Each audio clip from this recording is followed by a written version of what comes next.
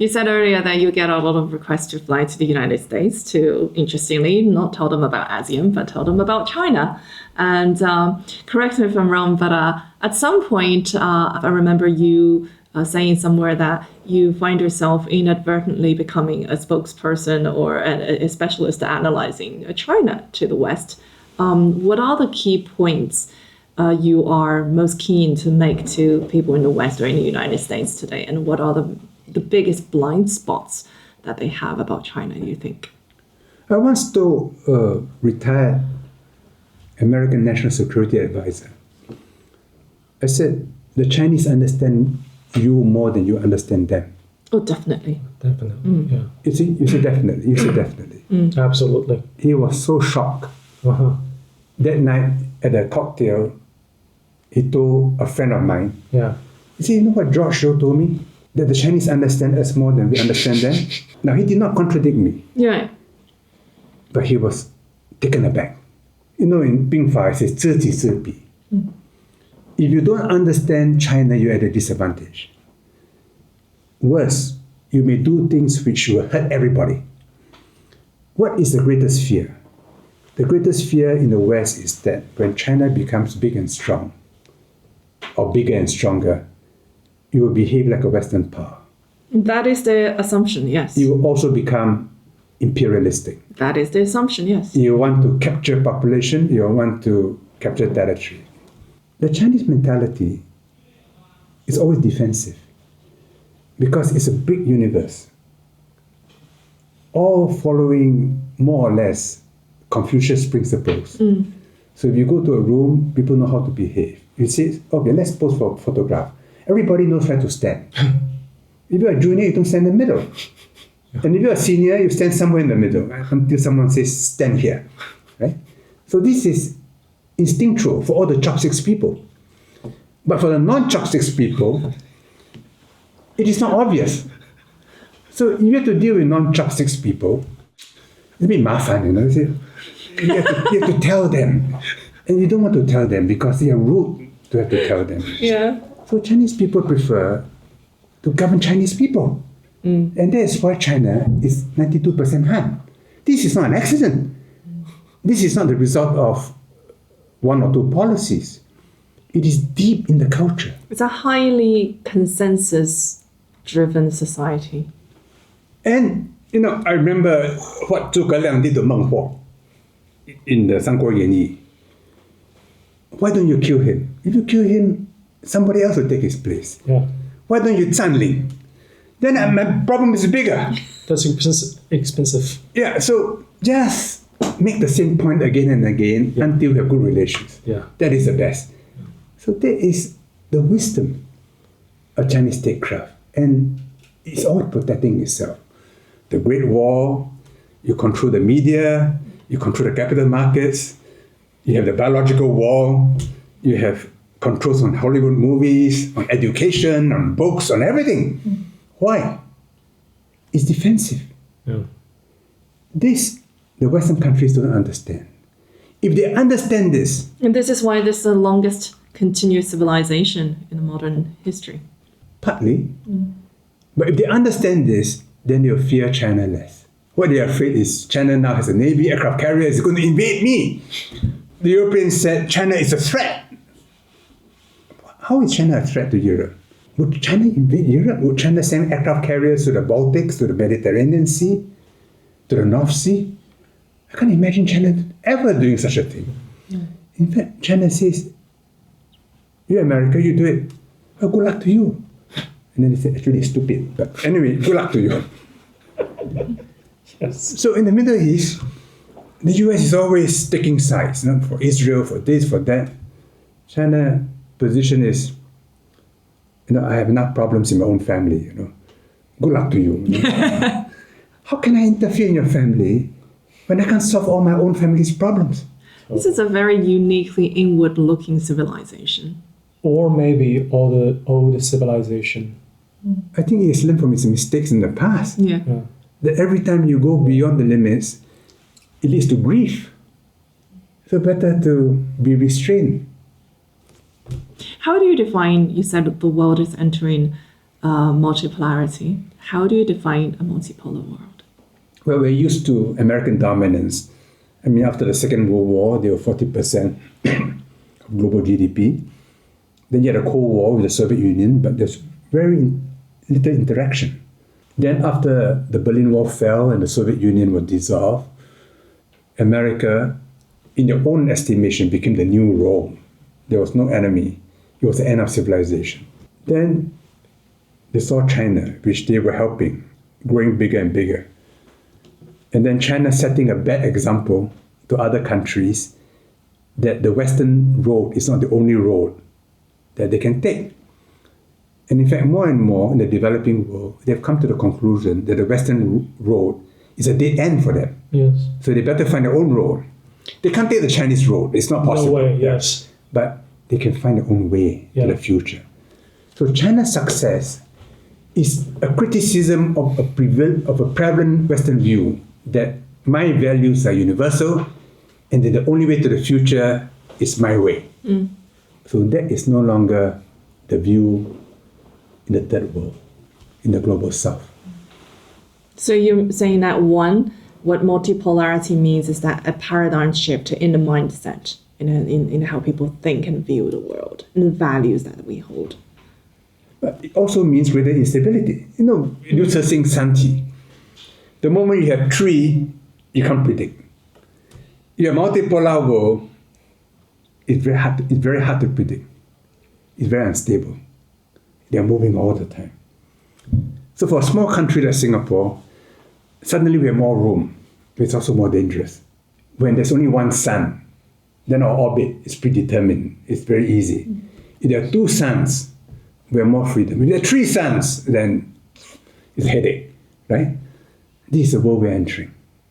And which is why you need a mentality and a moral system. What China calls a future, a common destiny. Yeah. What Pope Francis called a common humanity. If you don't have that, the technology that we have can enable us to kill each other much more effectively and quietly. It's very dangerous. The technology which the human mind has created can destroy humanity. So without a moral sense, which takes control of this technology and puts it within bounds, it's like fire or nuclear energy. It can destroy us. So this moral sense, China is trying to introduce. Pope Francis has tried to introduce. There are different moral philosophers in the world who are saying, look, be careful. We can't just rush into this without thinking. AI will replace most of us. And it's scary. When the Industrial Revolution happened, workers smashed machines because the machines take away their jobs. The assembly line reduced human beings to machine parts. So you had Karl Marx, you had the Communist Manifesto, the socialist movement, to recover the authority of human beings. And in the 20th century, technology was used to kill people on an industrial scale.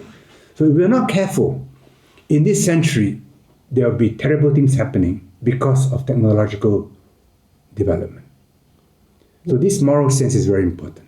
Actually, at the beginning of the conversation, you mentioned that you think China is keep doing experiments and keep analyzing the experiments, and that's why Policy you feel level, that's why you feel China is young, because we don't have that sense of end of history. I don't think Chinese people will ever talk about now we have the best system or now we have the end of the history.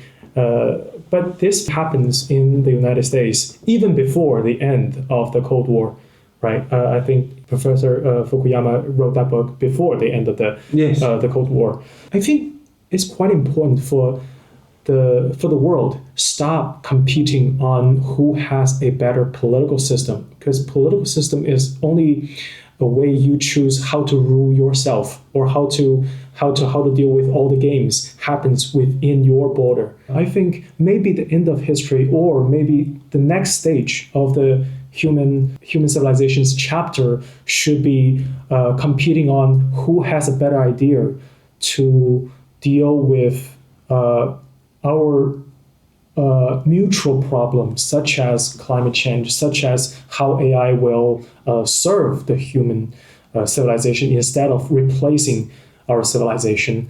It'll be interesting to see how different civilizations, different countries put AI to use. Right now, AI, or for as you know, basically as much as we will talk about AI, it's still very much limited to writing poems, the large language models. But really, in China, at least I wouldn't say just in China, but I'm sure it happens in some other countries too, is that the application of AI in real economy and in medicine, in pharmaceuticals, in production lines, so things like that. It's not just about, I think the point about what we're discussing is that the philosophies, the values behind each civilizations, and it'll be interesting and challenging to see in the 21st century how different civilizations apply a technology like AI. And what is your expectation on that? It may sound old-fashioned, but if you go back to Karl Marx, he said if the superstructure does not support the growth of productive forces, then you have a contradiction and decline. AI is a new productive force. So if the superstructure doesn't adapt to it, the society will face severe internal contradiction. When China took the decision to make DeepSeek open source, that to me was a highly strategic move. In America, a few companies dominate, and they give you an app, free. But if you are a business and you want to make use of a large language model to build your own model, you pay. By making it open source, China says, no, I've invented the wheel. Everybody can use the wheel. You don't have to pay me a royalty. Use the wheel. You use the wheel. Everybody use the wheel. The whole country uses the wheel. The whole world now uses the wheel. This has big implications on economics and social matters. And I think it's good for the world. And the people in America who say, no, every time you use my product, you must pay me, they are monopolies, right? I think they'll run into trouble. But there will be some societies which will be so frightened, they will prevent technology from being applied. Then Karl Marx's theory will come into effect. They will meet internal contradictions. The countries that quickly adapt, make mistakes, learn from mistakes, adjust, move further, they will be best adapted to the new technologies. Well, part of the reason why a lot of the new technologies in China are going like DeepSeek, there's not just one DeepSeek. There are many DeepSeeks to come. Yes. Like the reason why they're able to adapt the open source business model is because China as a single market, let's not even talk about the global market, just as a single market is large enough to facilitate, to incubate these new ideas. Yes, without the size of the Chinese market, the US would have maintained its dominance for much longer. I mean, they tried to kill Huawei. They could not because of the internal market. You're an advisor to Huawei, right? Can we make that public? Okay. Yes, it's public. Yeah. In Singapore. Yeah. I mean, you're Samsung, you're Ericsson, you're Nokia. You have to 听话. If US says, do this, you do this. Don't do that, you don't do that. But China didn't have to. So they tried to kill Huawei. They failed. What was your advice given to Huawei? No, I didn't want to join Huawei at first because it was radioactive, you know, and I'm retired. 太麻烦了, why do I want to get involved in this? Then it was bullying. I felt a little angry. I said, no, this is wrong. So I said, no, I'll support it. I'll support it. Because they were doing a good thing. I don't believe they were spying. And the way they responded, I mean, I shared their pride. You know, it's the spirit is indomitable. Yeah. So I visited the campuses in Shenzhen and Dongguan. I watch what they do, how open they are. Ren Zhenfei decided, don't be trapped in the Chinese mind. So everything about Europe, force the mind to open up to a different world, to a different philosophy, so that you're open for new ideas. That's very far-sighted. It's incredible. The kind of philosophy which drives Huawei.